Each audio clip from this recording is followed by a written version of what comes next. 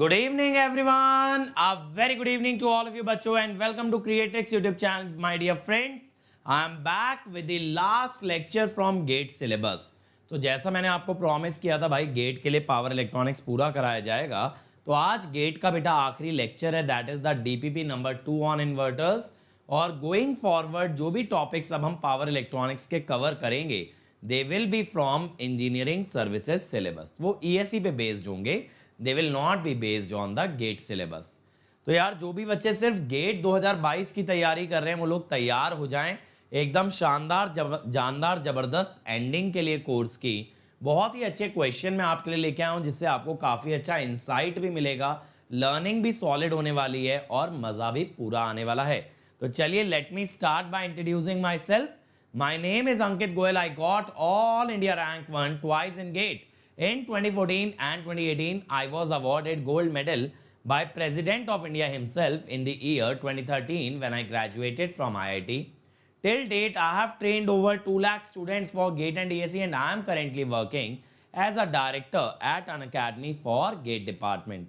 अब मेरे बारे में ये सारी बातें आप लोग जानते हो, बहुत अच्छे से समझते हो, लेकिन बच्चों मैं कहता हूँ सबसे इंपॉर्टेंट बात क्या है? सबसे इंपॉर्टेंट बात है कि ये जो हमारी अनअकैडमी टीम है, क्रिएट्रिक्स टीम है, it is the most hard working team ever, जो कि बच्चों के लिए सबसे ज़्यादा नंबर ऑफ फ्री इनिशिएटिव लाती है और ये मेक श्योर करती है ना, जिन बच्चों तक कोई मदद नहीं पहुंचती, कोई रिसोर्स नहीं पहुंचता, वो बच्चे भी रेस में आगे रहें।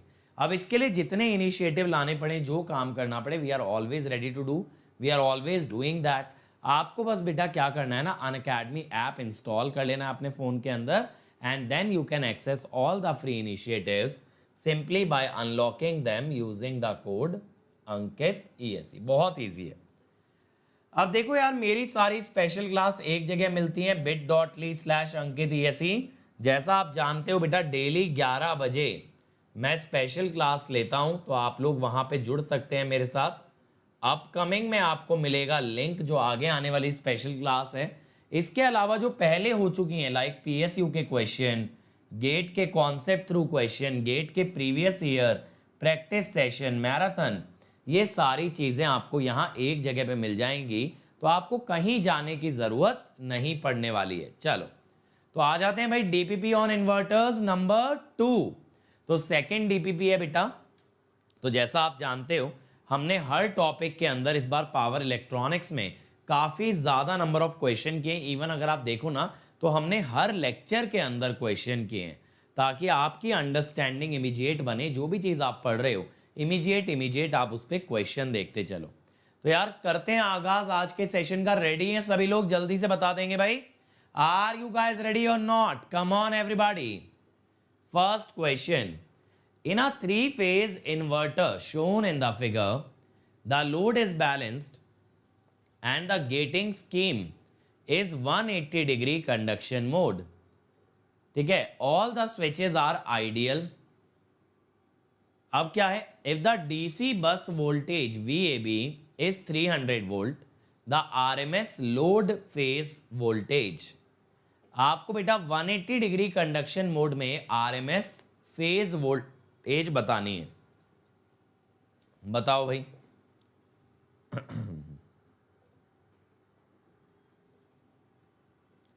क्या आएगा? बोलें भाई। शुभम कह रहे हैं 141.42। बाकी लोगों का क्या कहना है भाई? बी। बहुत बढ़िया। हम यहां पे कहते हैं बेटा VPH RMS is √2/3 VDC।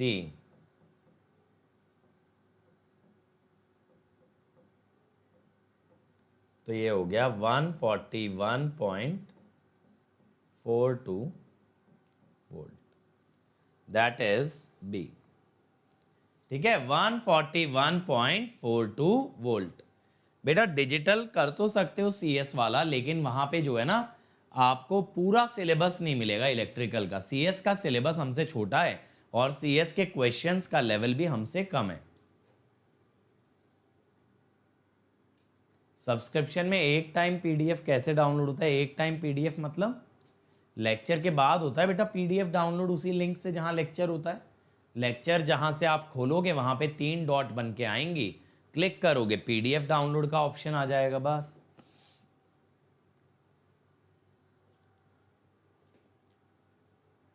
चलो भाई फटाफट से, a single phase full bridge inverter RLC load the DC input voltage, fundamental frequency, conduction time of the diode। Diode का कंडक्शन टाइम निकलवा रहा है भाई। करो इसको फटाफट से। ये क्वेश्चन कल किया था तो बताओ क्या आंसर आ रहा था? एग्जैक्ट यही किया था क्या? क्यों भाई, एग्जैक्ट यही क्वेश्चन था। सी चलो देख लेते हैं।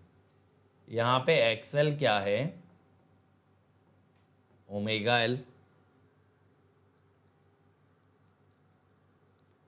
तो ये आएगा 11 ओम, एक्सी 1/ओमेगा सी,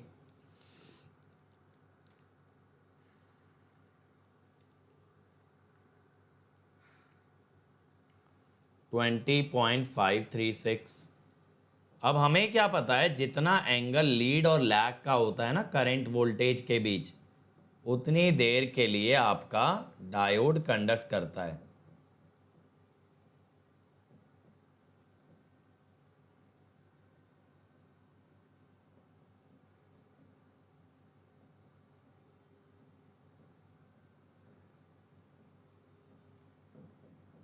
आर कितना है भाई? आर है 4,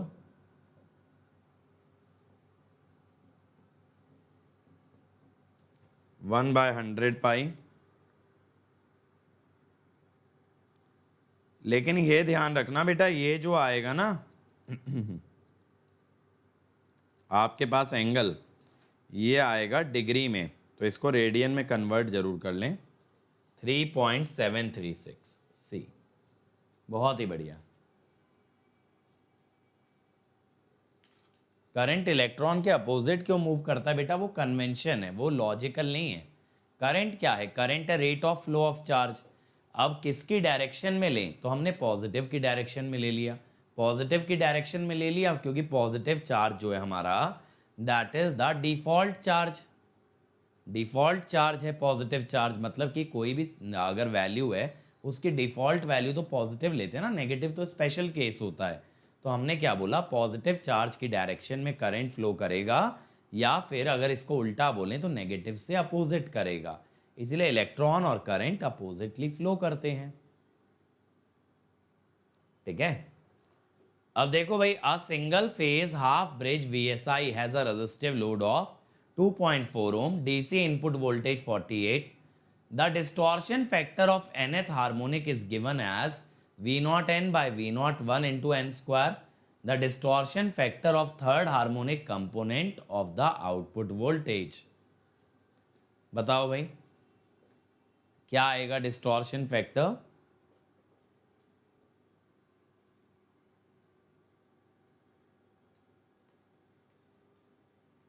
शुभम कह रहे हैं 3 सी। बाकी लोग बताओ भाई क्या आ रहा है आप लोगों का, क्या आएगा इसका आंसर?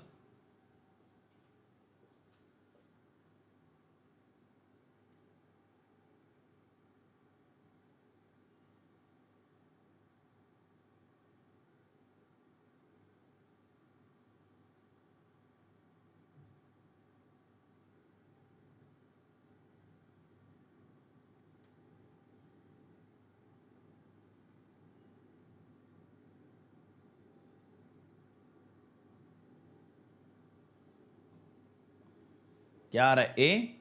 चलो देखें, देखो यहां पे क्या होगा, थर्ड हार्मोनिक के बारे में पूछ रहा है। आप डेफिनेशन देखो इसने क्या दिया है, ये दिया है ना। अब V03 क्या होगा बेटा? 4 VDC/3π, 4 VDC/π into 9,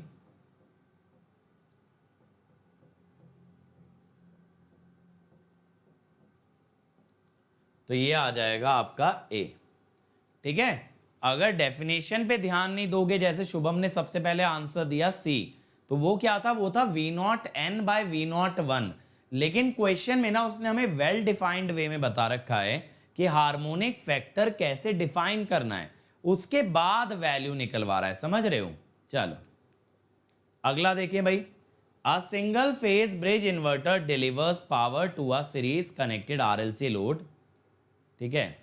आर दिया है, ओमेगा एल टी दिया है, thyristor turn off time is 10 microsecond, circuit turn off time दिया है 1.5 टी क्यू, करंट में सिर्फ और सिर्फ है फंडामेंटल, सी बताना है टू ऑब्टेन लोड कम्यूटेशन। करिए, ये याद है ना, अंडर डैम्ड लोड के अंदर लोड कम्यूटेशन आता है, and under damped load works at leading power factor.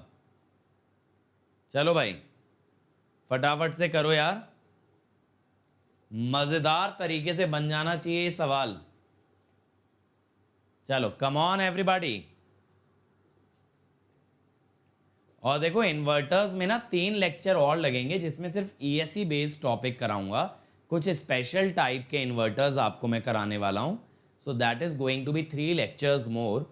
तो मंडे इन्वर्टर वाली यूनिट खत्म हो जाएगी, और उसके बाद डिसाइड करेंगे मॉड्यूल नंबर 4 अपने को करना है या नहीं करना, जिसके अंदर एसी डीसी ड्राइव है, एसी वोल्टेज कंट्रोलर है और रेजोनेंट कन्वर्टर्स है। उसके बारे में बाद में डिसाइड करेंगे, क्योंकि अभी देखो अटेंडेंस वैसे ही बहुत कम है बेटा, 20-25 बच्चे आ रहे हैं गेट और ईएससी के कॉमन पार्ट में।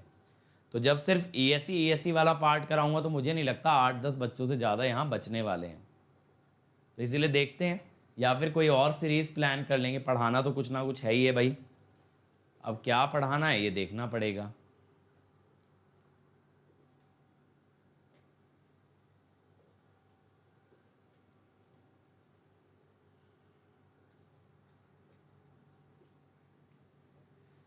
चलो भाई बताओ क्या आंसर आ रहा है इसका। विनय मैं ये कहूंगा दोनों बराबर ही इंपॉर्टेंट है, इन्वर्टर चॉपर में कंपेयर नहीं कर पाएंगे भाई। अब यहां पे अगर मैं टीसी निकालूं तो दैट इज 1.5 इंटू 10, 15 माइक्रोसेकेंड। अब ये जो टीसी होता है ना, ये कितना होता है, 1/ओमेगा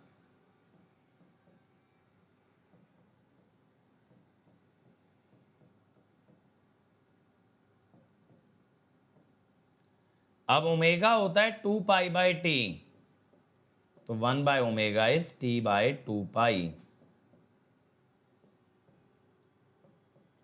ठीक है भाई।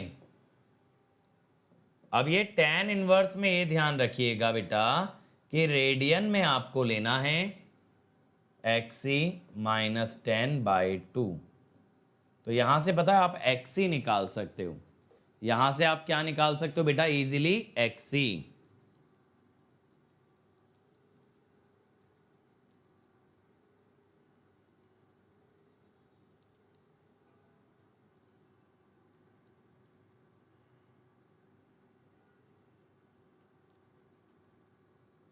$12.752 ये XC आ रहा है।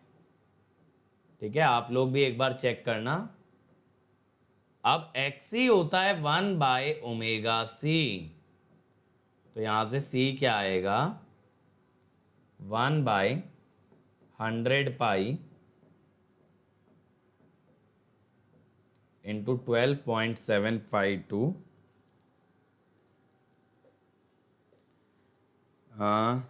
100π नहीं सॉरी, ओमेगा आएगा 2π/t।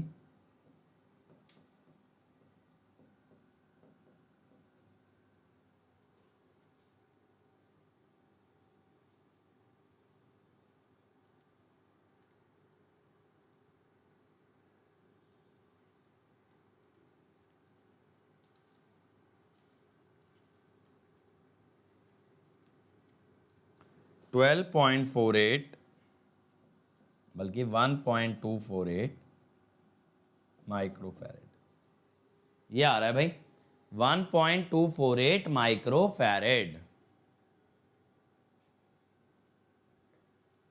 अच्छा आज बार का पेपर था, कंट्रोल सिग्नल के न्यूमेरिकल थोड़े टफ थे, पावर सिस्टम के थ्योरी बेस्ड आए थे। चलो बहुत ही बढ़िया बात है। और न्यूमेरिकल के टाइम टेकिंग थे। तो कोई चीज़ आसान पड़ी कि नहीं पड़ी पेपर में, कि सभी कुछ टफ है। अ single phase full bridge inverter, third harmonic current in the load current. बताओ भाई थर्ड हार्मोनिक कंपोनेंट। एक्सी की वैल्यू कैसे निकालेंगे बेटा? आप tan थीटा तो कर ही सकते होगे भाई केएस, ये तो मेरे ख्याल से कर लोगे यार। इसको लेफ्ट हैंड साइड ले जाओगे, tan इनवर्स को उधर ले जाओगे, tan थीटा बन जाएगा, फिर एक्सी निकल जाएगा। यहां से यहां नहीं जा पाओगे क्या? क्यों भाई? चलो ये वाला करो भाई। A single phase full bridge inverter has RLC load of this. The DC input voltage is 230 volt, output frequency 50 Hz, third harmonic component in load current. ठीक है, तो बेटा ऐसे क्वेश्चन जो टफ हैं, जो बाहर से आ गए, सिलेबस के बाहर हैं, ऐसे तो देखो वैसे भी कोई नहीं कर पाएगा, तो उससे डरना क्या है ना।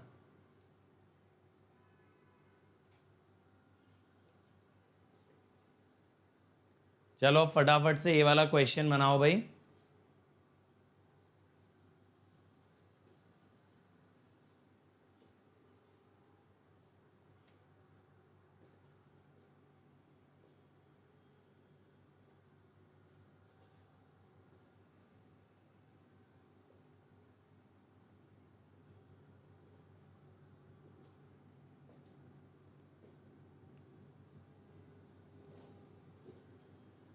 बताओ भाई कितना आ रहा है।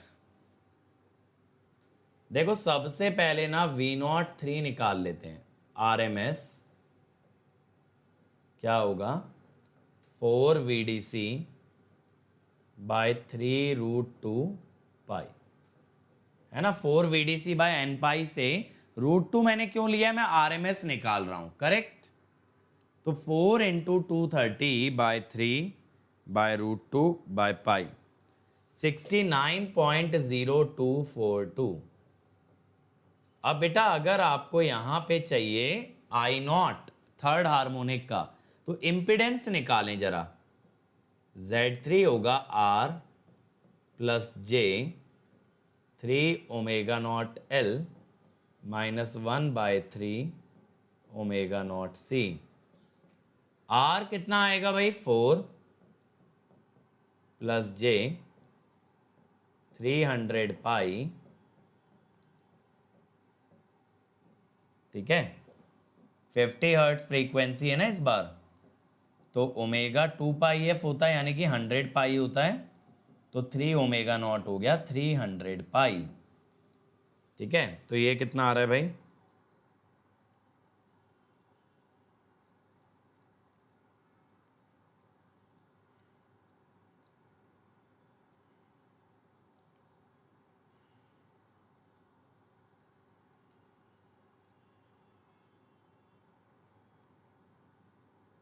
ये बन रहा है 26 पॉइंट।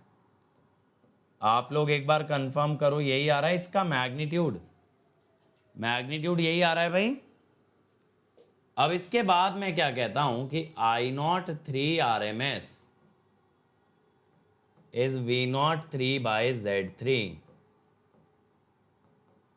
तो 69.0242 2.61, ठीक है। तो आंसर विल बी डी। समझ में आया? अगर कभी भी किसी हार्मोनिक का करंट निकालना है तो पहले उस हार्मोनिक की वोल्टेज निकलेगी, फिर उस पर्टिकुलर हार्मोनिक के लिए इंपीडेंस आएगी, और फिर वोल्टेज और इंपीडेंस से करंट आएगा। अगला देखो भाई। A three-phase inverter is operated in 180-degree conduction mode from a 600-volt source. For a star-connected resistive load of 15 ohm per phase, RMS load current. Shubham बेटा देखो, AC के अंदर अगर ना पता हो RMS या पीक, तो RMS के लिए जाना चाहिए, ठीक है। AC के अंदर जो बाय डिफॉल्ट वैल्यूज होती है ना, they are the RMS values. A three-phase inverter is operated in 180-degree mode from 600 volt source. For a star connected load of 15 ohm per phase, the RMS load current is.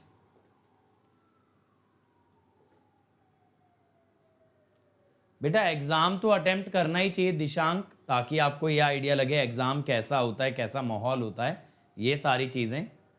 18.85, चलो देखें भाई, यहां पे हम कहते हैं कि VPH RMS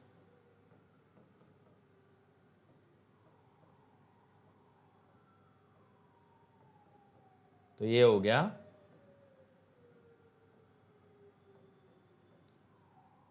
अब देखो करंट बोला है ना, फेज ना लाइन, लेकिन ये स्टार कनेक्शन है बेटा। तो स्टार कनेक्शन की खासियत यही होती है ना कि फेज करंट और लाइन करंट बराबर होता है, इसीलिए फेज या लाइन ना बोला जाने पे भी कोई गम की बात नहीं है, आप डायरेक्टली ऐसे कर दो।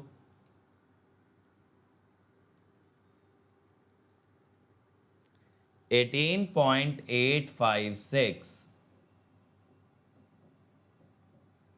ठीक है, 18.856। चलो अगला भाई, a three-phase full bridge VSI delivers power to a resistive load from 450 volt DC source for a star connected load of 10 ohm per phase. Find RMS current under 180 degree mode. करो भाई विनय बेटा, एक एक फॉर्मूला तो याद कर लो 180 और 120 degree का, कि उतना भी नहीं करोगे। पूरे थ्री फेज इन्वर्टर में दो फॉर्मूले याद करने बोले हैं, एक VPH RMS 180 डिग्री का, एक VPH RMS 120 का, वरना तो फिर ऑपरेशन ही बनाना पड़ेगा, और क्या करोगे। मंथन कह रहे हैं डी, बाकी लोग बताएं भाई। और देखो बच्चों, जो लोग लेट जुड़े हैं, आज आपका ये लास्ट लेक्चर है गेट सिलेबस का। इन्वर्टर्स के अंदर 3 टॉपिक और मैं पढ़ाने वाला हूं फॉर इंजीनियरिंग सर्विसेज, उसके बाद हमारा मॉड्यूल नंबर 3 एंड हो जाएगा। तो मॉड्यूल 3 आपका खत्म हो जाएगा 65th लेक्चर पे। देखें भाई, देखो अब यहां पे RMS value of current, again similar question है, बस वैल्यूज बदल दी गई हैं। तो VPH RMS is,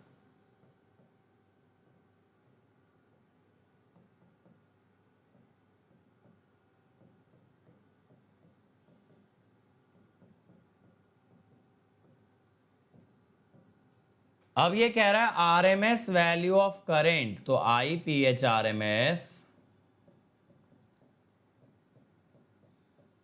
is VPH RMS by R, 150 root 2 by 10, 15 root 2 तो कितना आ रहा है डी, 21.21। चल अगला देखो यार, in the three-phase inverter circuit shown, the load is balanced and the scheme is 180 degree conduction mode. All devices are ideal if VD is 100 volt, ठीक है, power consumed by the three-phase load is, अब की बार DC voltage 100 volt है और आपसे power पूछा है, इस बार करंट नहीं पूछा बेटा, पावर पूछा है, बताओ। तो थ्री फेज इन्वर्टर पे जो है ना आपके फॉर्मूला बेस्ड क्वेश्चन ही बनते हैं, इसीलिए बेटा 2 फॉर्मूले याद कर लो 180 डिग्री और 120 डिग्री के लिए VPH RMS का। मंथन कह रहे हैं सी, बाकी लोग बोले भाई, बाकी लोग भी बताओ बेटा।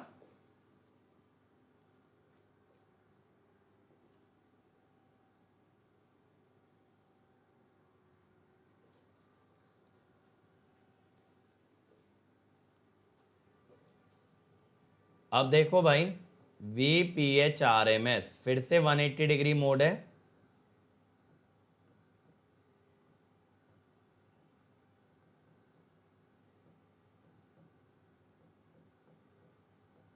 ये आएगा।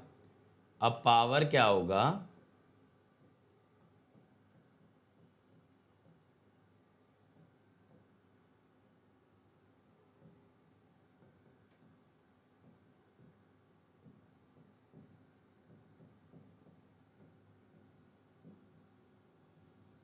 लोड का रेजिस्टेंस है 20, तो देखो ये 2 बन गया, ये 3 हो गया, तो ये हो गया 10,000, तो 1000/3। ये कैलकुलेशन बाय हैंड भी हो सकती है इजीली, सी। ठीक है, तो ये ध्यान रखना, अगर डेल्टा कनेक्टेड लोड होगा तो पहले उसे स्टार में कन्वर्ट करेंगे, उसके बाद we will solve it in a similar manner. अगला देखो भाई, a 3-phase bridge inverter delivers power to a resistive load from a 450 volt source for star connected load of 10 ohm per phase. 10 ohm given है बेटा, RMS value of per phase load current if it is operated in 120 degree mode. अब की बार 120 degree का question आ गया, 10 ओम का register है, RMS value of पर phase load current बताना है।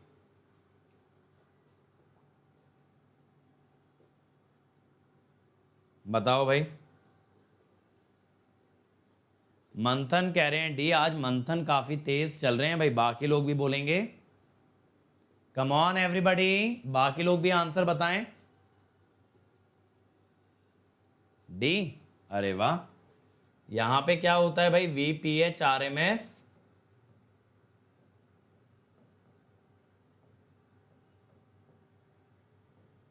VDC/√6, तो 450/√6,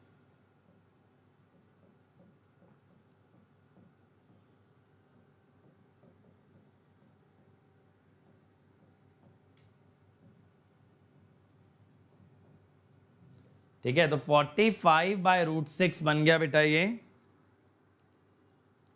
18.371 D. Answer will be D.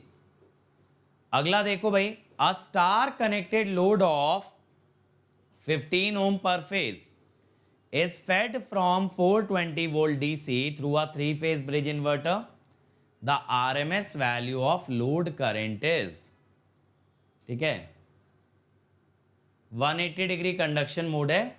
Again RMS value पूछा है बेटा। विनय बेटा, एक बार आप इन्वर्टर्स के सारे लेक्चर देखो, बेटर है कि आप देखो बेटा, क्योंकि ये सारी बातें डिस्कस हो चुकी हैं। अब आप वही सब सवाल पूछ रहे हो जो लेक्चर के अंदर डिस्कस हुए हैं। हाँ बेटा, गेट में भी इसी टाइप के क्वेश्चन आते हैं। 13.19, बहुत ही बढ़िया भाई, इस बार शुभम ने बाजी मार ली। क्या होगा यहाँ पे, VPH RMS is 420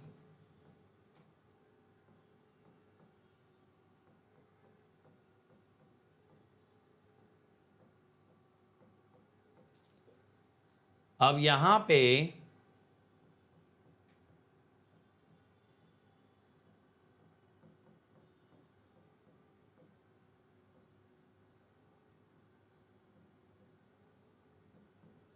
ठीक है, 140√2/15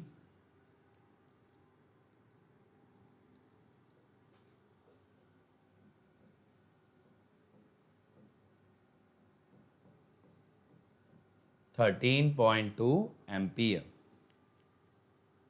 अगला क्या है भाई, अ 3-phase bridge inverter is fed from 500 volt DC source। बेटा साइनोसोइडल वाले जो क्वेश्चन है ना, वो गेट PYQ से ही तुमको लगाने पड़ेंगे। वहीं पे 1-2 क्वेश्चन आए हैं उससे अभी तक, मतलब 14, 15, 16 में आया है शायद उससे सवाल, तो एक बार वहां से क्वेश्चन आप लगाना। 15 से 17 के बीच होगा, 14 में तो नहीं था, 15 से 17। ठीक है, the inverter is operated supplying a purely resistive RMS value of output line voltage. अब की बार लाइन वोल्टेज की बात हो रही है भाई, बताओ क्या आएगा, VL RMS है ना, जो V फेज होता है उसमें √3 मल्टीप्लाई कर दिया है बेसिकली।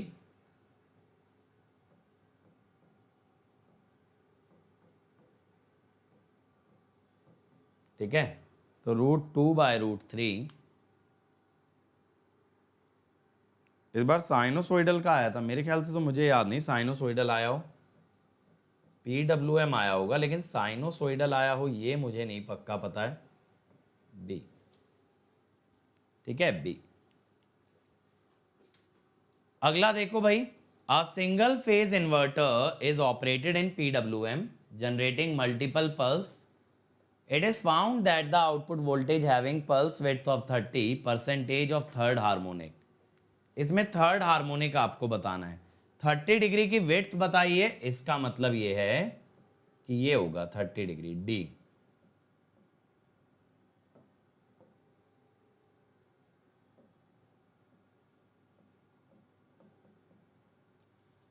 अब बेटा देखो यहां पे अगर आप खासियत देखें तो यहां पे सिर्फ दो ही पल्सेस हैं।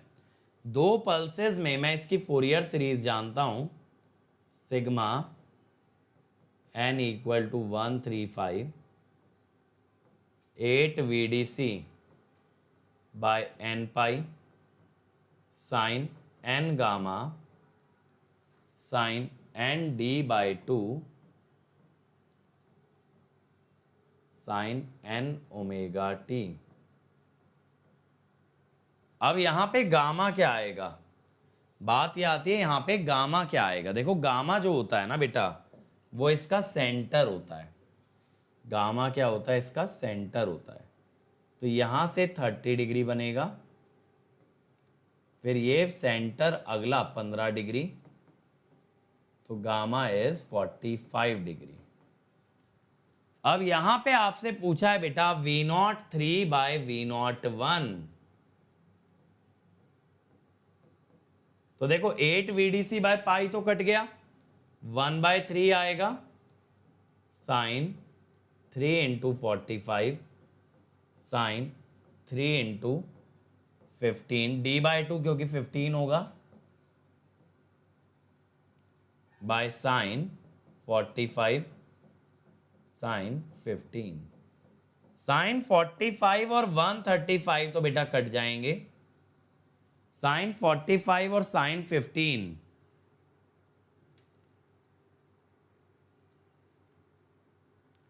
0.9106 ये बनेगा 166।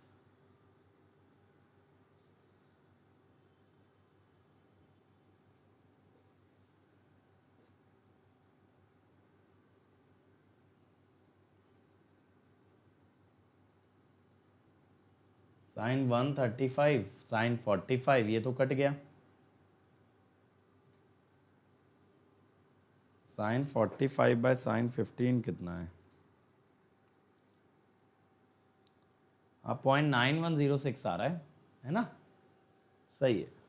तो 91.06%, ठीक है। वैसे pi minus 2D bye n+1 यानी 180 माइनस 60 120 बाय n+1 यानी कि 3, तो ये हो गया 40 प्लस D/2 तो प्लस 15। देखो बात ये 60 60 60 का इंटरवल होना चाहिए क्योंकि 60 डिग्री आ रहा है ना। एक सेकेंड यार, ये वाला ना 30 डिग्री नहीं होगा, एक्चुअली मैंने 90 काउंट कर लिया, ये 60 होना चाहिए, ये ना 60 होना चाहिए। हाँ तो गामा 75 आएगा एक्चुअली, बट इसने दिखा रखा है 90 इधर है। अगर गामा 75 आ गया तो ये 90 तक तो चला ही जाएगा। बात है 30 60 30 तो 120, बट यार ये तो सही लिखे हैं फिर हम, ये जो है ना 30 है, ठीक है। ये ना गैप ऐसे है, देखो इधर 30 फिर इधर 60 फिर इधर फिर से 30, ऐसे इस टाइप से गैप है ना। 8 होता है बेटा इसके अंदर 8 होता है। 30 और 15 45 आएगा ना, 155 क्यों आएगा? तुम वैसे कह रहे हो क्या? 120 को 3 में डिवाइड कर दिया, 60 60, हाँ ये वाला 40 आना चाहिए, 40 से 15 इधर, सही बोल रहे हो, ये वाला 40 आना चाहिए। इक्वल इक्वल गैप अगर लें, अगर इक्वल गैप्स में डिवाइड कर रहे हैं ना, तो फिर ये गैप 40 होगा, ये भी 40 होगा, फिर ये भी 40 होगा, 40 40 40, तो यानी ये आ गया 55। हाँ, इक्वल में डिवाइड करेंगे तो 40 40 40 आएगा।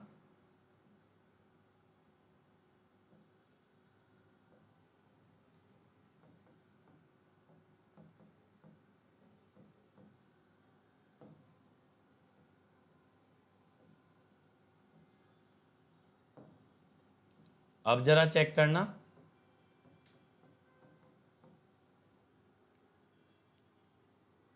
Sign 165 into sine 45 by sine 55 by sine 15 by 3। हाँ अब सही है, मुझे भी यही लग रहा था, बहुत ज़्यादा वैल्यू आ गई। ये बनेगा 28.77%।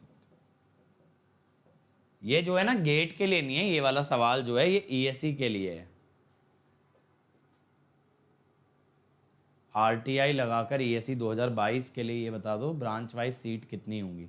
बेटा ये आरटीआई तो तुम भी लगा सकते हो, बताओ।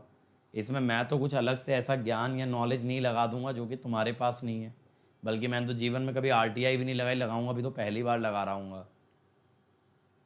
अगला देखो, in a single pulse width modulation inverter pulse width is 90 degree for input voltage 220 volt DC RMS output voltage.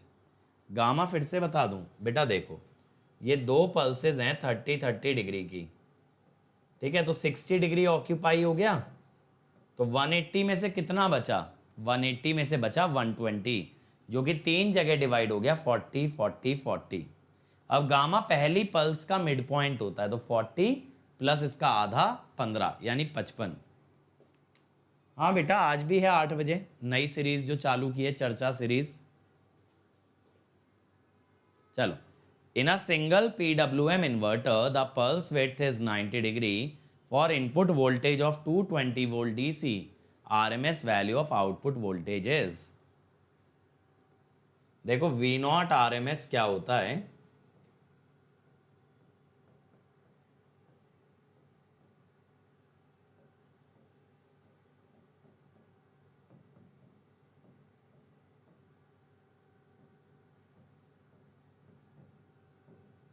To 20/√2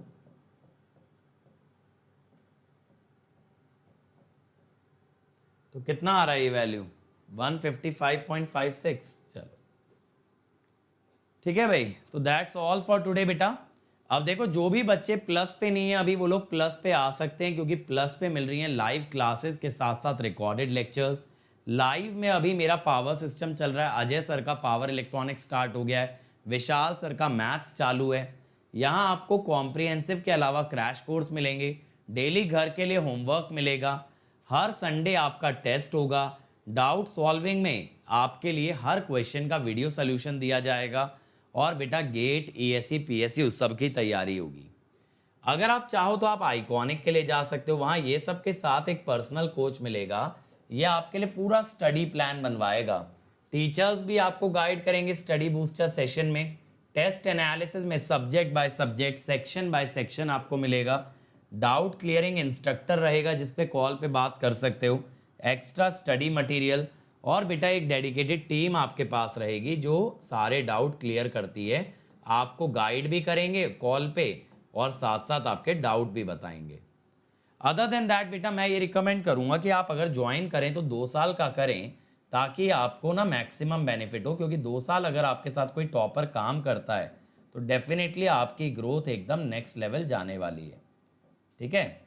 इसके अलावा बेटा आप चाहो तो 2 साल का आइकॉनिक ले सकते हो, क्योंकि 2 साल आइकॉनिक के अंदर आपको बहुत ज़्यादा मदद मिलेगी। मैं जानता हूँ अमाउंट हाई लगता है, लेकिन बेटा ये आपकी एजुकेशन में एक इन्वेस्टमेंट है जो फ्यूचर में मल्टीपल टाइम्स आपको वापस मिलेगी, और इस अमाउंट को आप चाहो तो ईएमआई में भी दे सकते हो, और आप चाहो तो इस अमाउंट को एजुकेशन लोन पे भी दे सकते हो, ठीक है। और प्राइजेस बहुत जल्द बढ़ने वाले हैं, इसीलिए बेटा जल्दी से आ जाओ, क्योंकि बाद में पछताने का फायदा नहीं। और अभी अगर आप आते हो तो आपको आस्क का डाउट फीचर मिल रहा है, जहां अनलिमिटेड डाउट पूछ सकते हो कभी भी कहीं से भी। हाई क्वालिटी वीडियो सोल्यूशन मिलेगा। अगर क्वेश्चन पहले पूछा जा चुका है तो एग्जैक्ट क्वेश्चन का मैच मिल जाएगा, ठीक है। और यहां पे आपको इंस्टेंट और एक्यूरेट सोल्यूशन मिलेंगे, ठीक है। और बेटा मैं आपको बता दूं, मेरा पावर सिस्टम पार्ट 2 स्टार्ट हो रहा है, PS2 का कोर्स जो आपकी यूनिवर्सिटी में भी होता है। इसकी टाइमिंग 7 AM से 10:30 AM रहेगी। ये हमारा 1 अक्टूबर से आ रहा है भाई। और इसके अंदर भी आपको मेजॉरिटी क्वेश्चन कराए जाएंगे, आपको घर के लिए होमवर्क दिया जाएगा, संडे टेस्ट लिया जाएगा, 19 अक्टूबर तक चलेगा। और बेटा नए बैचेस स्टार्ट हो गए, ESE प्रीलिम्स का बैच C, आरोहन गेट 23 का बैच H, वर्व का batch D for electrical as well as EC। और लास्ट 10 ईयर के क्वेश्चन पेपर आपको दिए जा रहे हैं बेटा फ्री ऑफ कॉस्ट, जो कि आप लोग एज अ टेस्ट अटेम्प्ट कर सकते हो। तो इसके लिए भी एनरोल कर लेना यूजिंग अंकित ESE। ये मेरी अनअकैडमी ID है बेटा, और ये मेरा टेलीग्राम चैनल है। यहाँ पे आप लोग जो है ना डेली क्विजेज अटेम्प्ट कर सकते हो और खुद को जज कर सकते हो। हाँ भाई, प्लस पे क्रैश कोर्सेज आने वाले हैं। So thank you everyone. Like share subscribe जरूर कर देना बेटा, जरूर कर देना लाइक शेयर सब्सक्राइब, और कमेंट करना कि वीडियो कैसा लगा। आज यहाँ गेट का सिलेबस समाप्त हो गया है। 3 लेक्चर और लूंगा इन्वर्टर्स में, जिसमें ESE का पोर्शन कवर करूंगा, and then let us decide कि आगे क्या करना है। मॉड्यूल 4 मैं लेने में इंटरेस्टेड नहीं हूँ, क्योंकि वैसे ही बहुत कम अटेंडेंस है। मॉड्यूल 4 जो सिर्फ ESE के लिए, उसमें तो बहुत ही कम आपकी अटेंडेंस रहने वाली है, ठीक है। तो चलो फिर डिस्कस करते हैं और डिसाइड करते हैं। 8 बजे मिलेंगे चर्चा करने के लिए आज, तो चर्चा करेंगे, चर्चा में ये वाला पॉइंट भी डिस्कस करेंगे, ठीक है। तो मिलते हैं 8 बजे, लेट्स क्रैक इट।